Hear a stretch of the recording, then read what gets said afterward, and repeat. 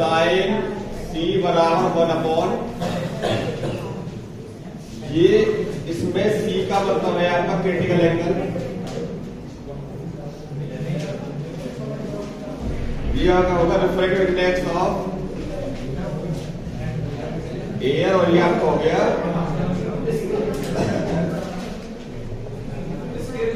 किसी मीडियम का। अगर किसी मीडियम का रिफ्रैक्टिव इंडेक्स n है और एयर में रखा हुआ है वो ऐसे, इसका मीडियम का कितना हो गया n, ये कितना है एयर। इस मीडियम और एयर के लिए रेशो, ये जो पेयर है मीडियम और एयर का, इसके लिए क्रिटिकल एंगल निकालने के लिए फॉर्मूला है ये वाला। यहां से हमने कल देखा था कि यदि आप n को बढ़ाएंगे तो आपका c की वैल्यू कम हो जाएगी, n कम होगा c की वैल्यू आपकी बढ़ जाएगी। इसको वेरीफाई करने के लिए एक काम कर सकते हैं कि sin c equal to 1/n को देखिए। यदि आपका n की वैल्यू 2 ले लेते हैं, कोई मीडियम है जिसका रिफ्रैक्टिव इंडेक्स कितना है 2, उसके लिए c की वैल्यू कितनी बन करके आएगी, sin c इक्वल टू 1/2। बताइए साइन में 1/2 वैल्यू किसकी होती है 30 की, यहां से मिलेगा आपको c बराबर 30। यदि आप n की वैल्यू ले लेते हैं √2 1.414, तो यहां पर रूट लगाएंगे तो कितना जाएगा ये 45, c बराबर 45 डिग्री। अब देखो जब आपका रिफ्रैक्टिव इंडेक्स 2 है तो क्रिटिकल एंगल कितना निकल के आया 30। जब n की वैल्यू हो गई 1.414 तो ये कितना हो गया 45। n की वैल्यू घटी तो c की वैल्यू बढ़ी।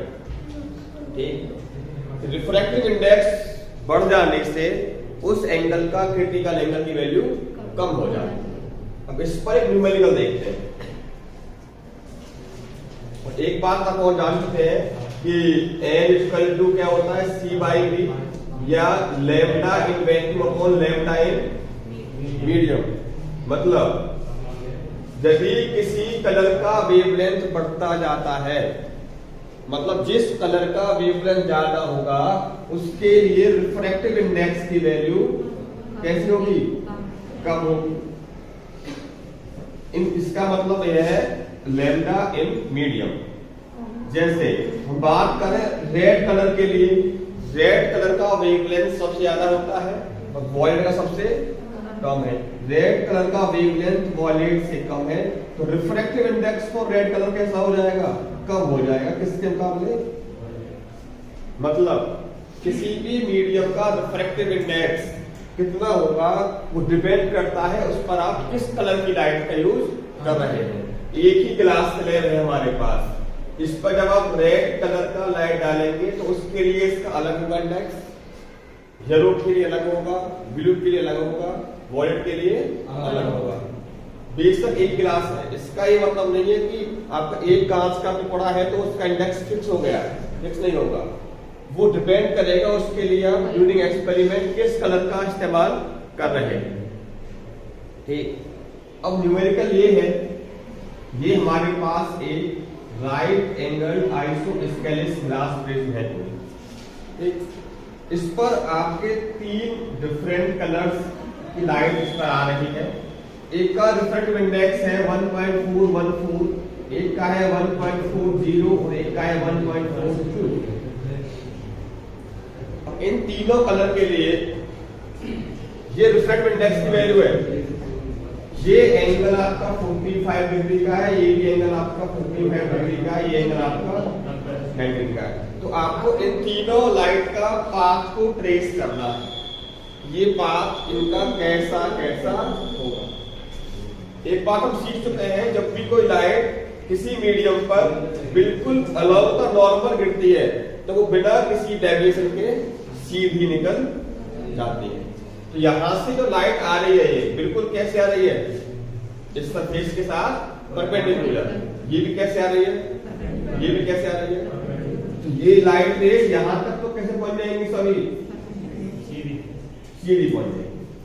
अब यहां से आपको देखना है, जब भी लाइट रे डेंसर मीडियम से रेयर मीडियम में आती है तो 3 काम हो सकते हैं।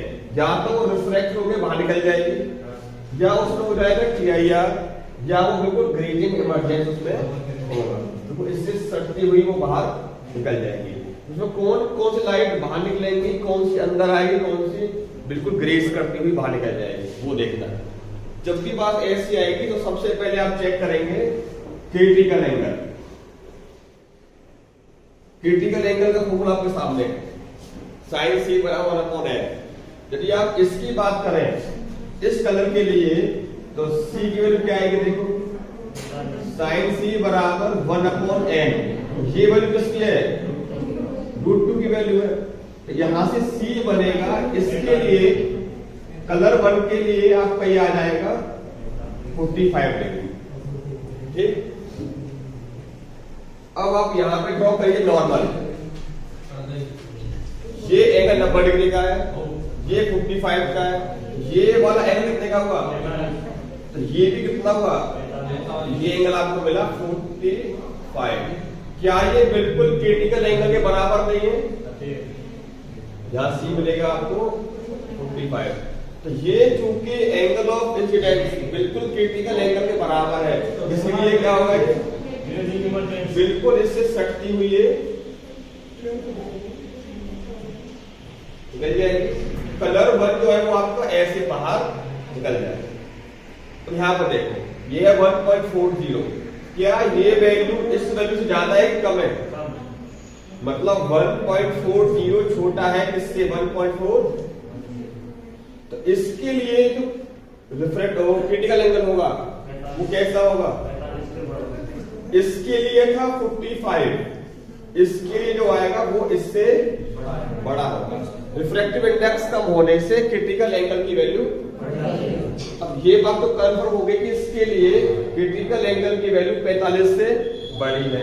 और ये एंगल आप कितने निकाल चुके हैं, 45, angle of incidence 45, critical angle कितना है, 45 से बड़ा। एंगल ऑफ इंसिडेंस इस केस में क्रिटिकल एंगल से कैसा है, एंगल ऑफ इंसिडेंस छोटा है, क्रिटिकल एंगल तो बड़ा है।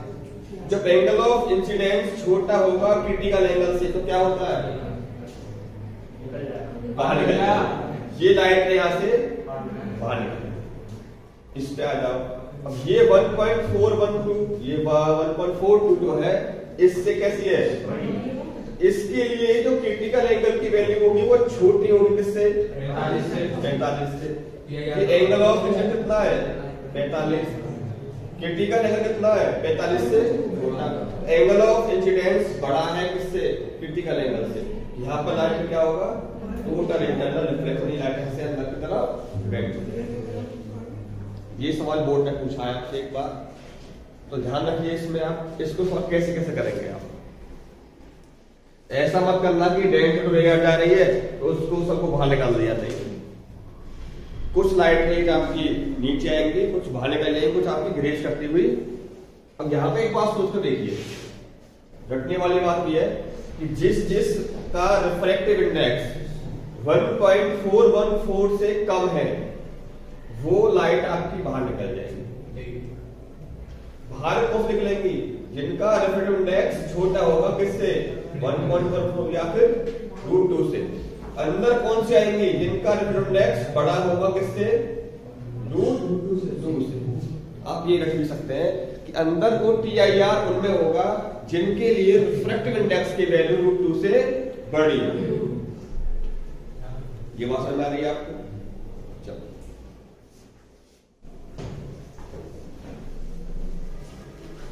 अब लिखिए apparent depth and normal shift.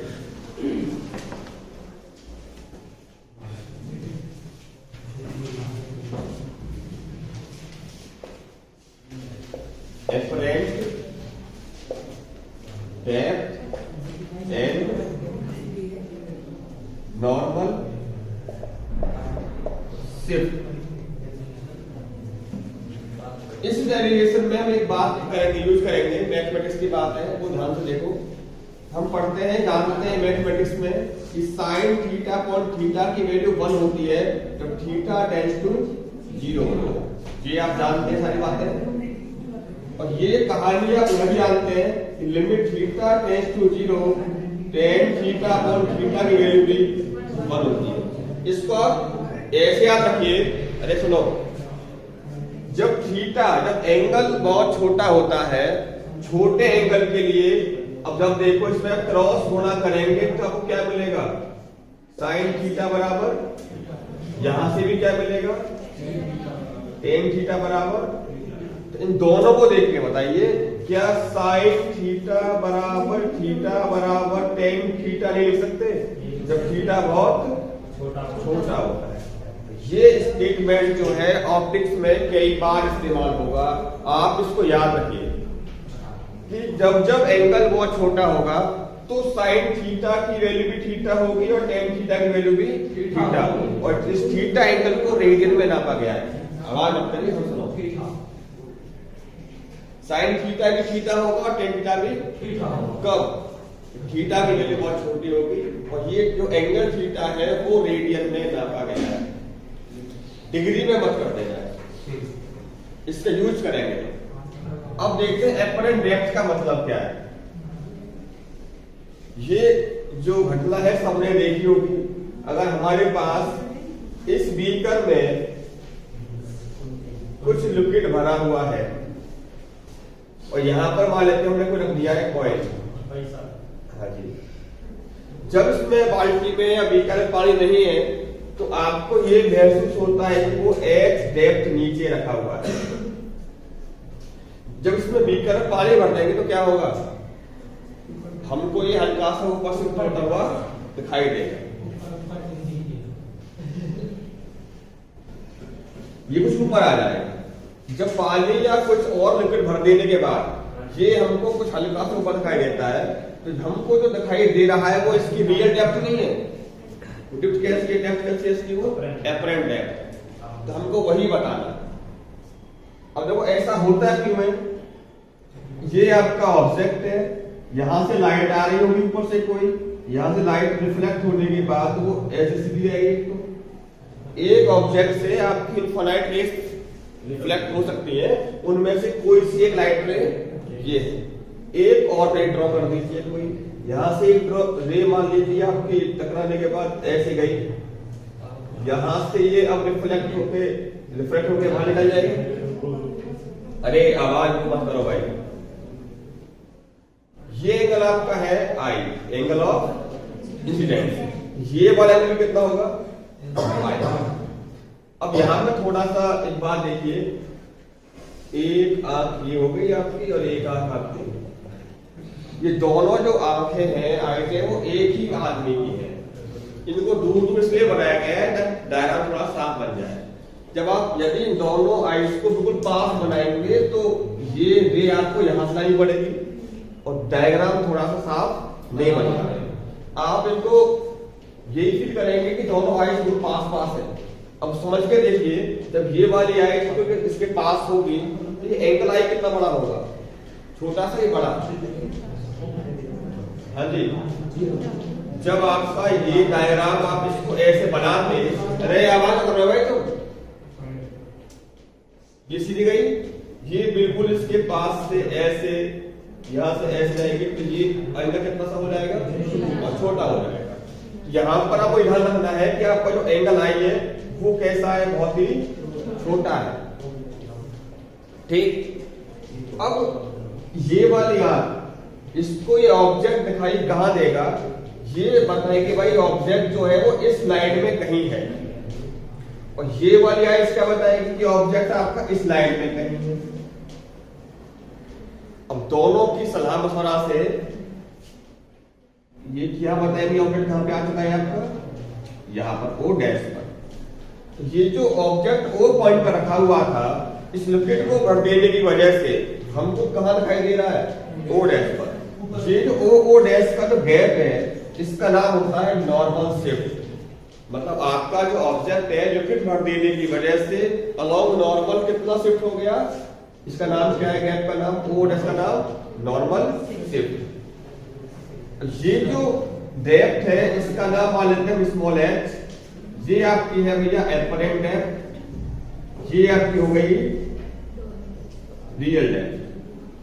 Real depth कितनी है, कैपिटल एच, एपरेंट डेप्थ कितनी हो गई, स्मॉल एच, ओ डैश क्या हो गया, नॉर्मल से। अब आपको ये बताना है कि जो शिफ्ट है एच वो कितना है। ये आपका एंगल ऑफ रिफ्रैक्शन है, सपोज आर।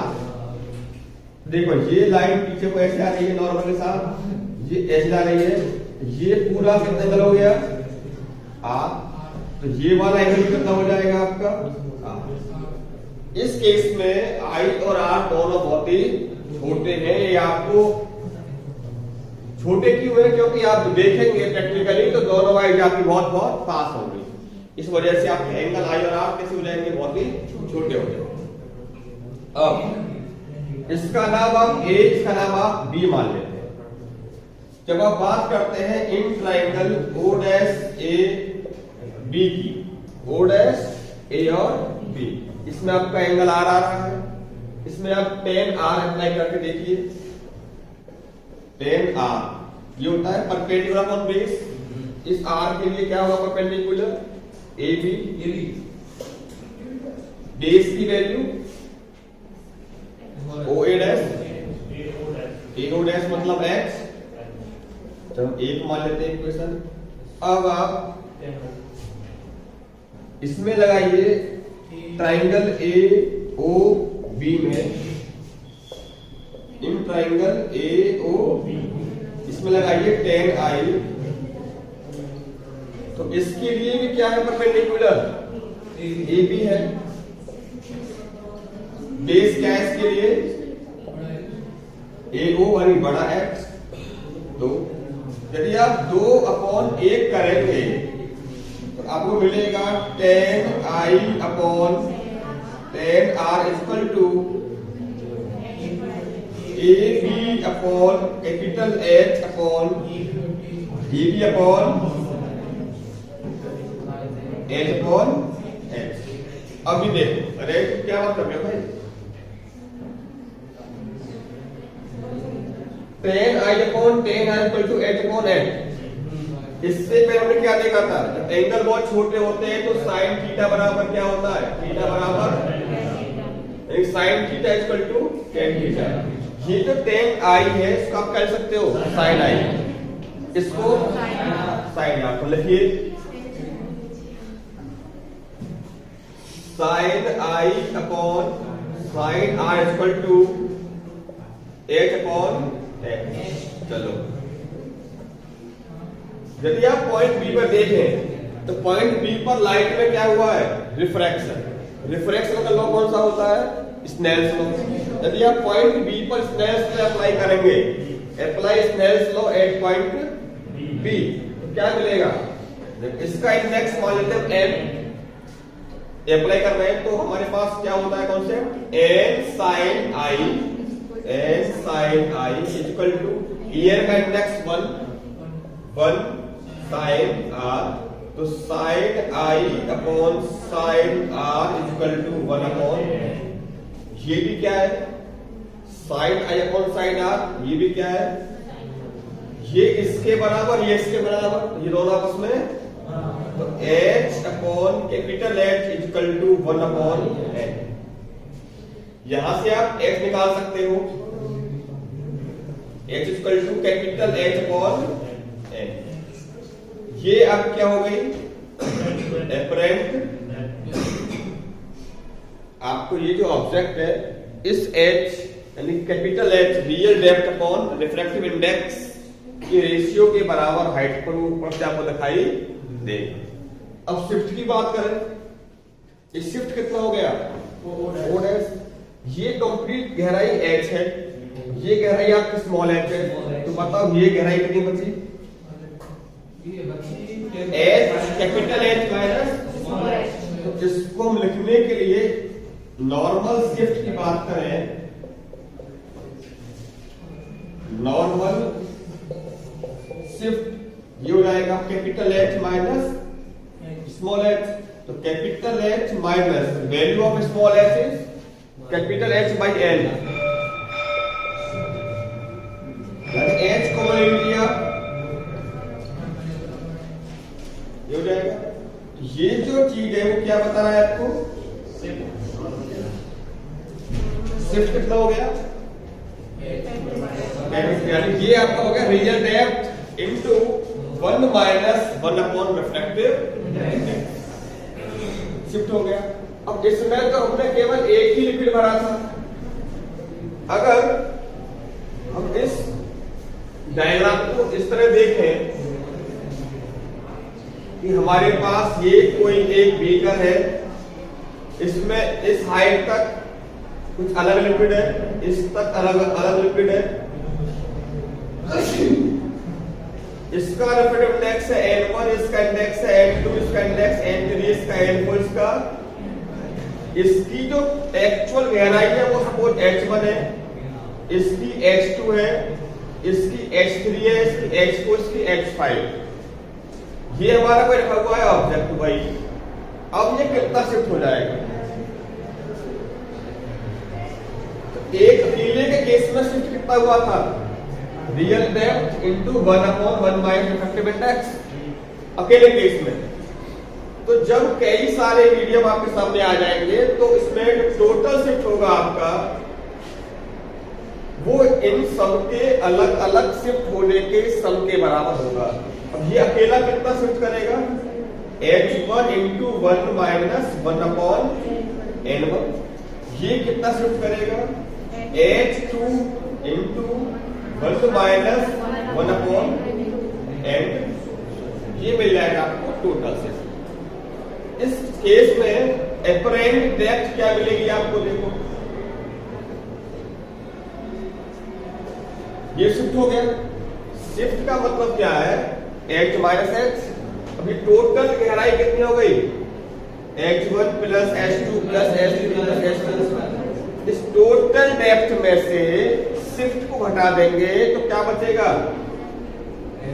इस टोटल गहराई में से इस शिफ्ट को हटा दिया जाए तो हमको मिलेगी रियल डेप्थ। अब H1 plus H2 plus H3 plus H4 में से इससे सबट्रैक्ट करेंगे, देखो H1 कट जाएगा, H2 भी कट जाएगा, H3 कट जाएगा, तो एपरेंट डेप्थ अपनी बचेगी H1 upon N1 plus H2 upon N2